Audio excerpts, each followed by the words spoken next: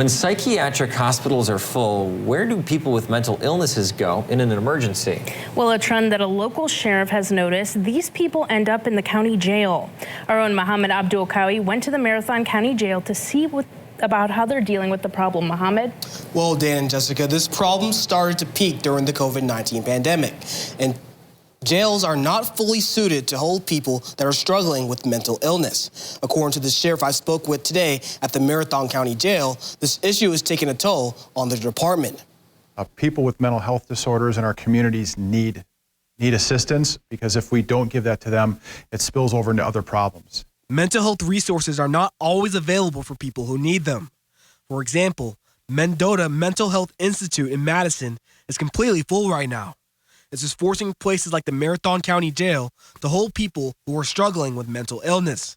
As an example, here in Marathon County, today we have 29 people who are either waiting for competency hearings or need to go to Mendota in order to be stabilized. The Marathon County Jail started noticing this problem about 5 years ago and is putting a strain on the department. Sheriff Chad Billup says this is creating a challenging and chaotic work environment for correctional officers. And the situations that they're dealing with, they're not fully trained and equipped to manage that. And oftentimes the medications that these folks need are very expensive. Medications for one inmate cost $7,000 to $8,000. The Marathon County Jail used to pay about $40,000 a year for their pharmacy bill, but now they're paying that price a month. Back in 2013, we'd worked really hard at controlling costs in our jail, and we still do.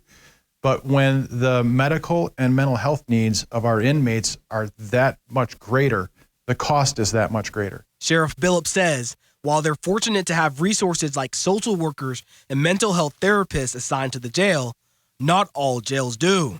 So we do have some things, but there are jails that struggle worse than we do. And I think that we need more resources in order to get these people that help. Healthcare facilities in Wisconsin are not incentivized to take in people struggling with mental illness. That's because a lot of them are Medicaid recipients, and Wisconsin healthcare centers receive less money from those people than from people with private insurance.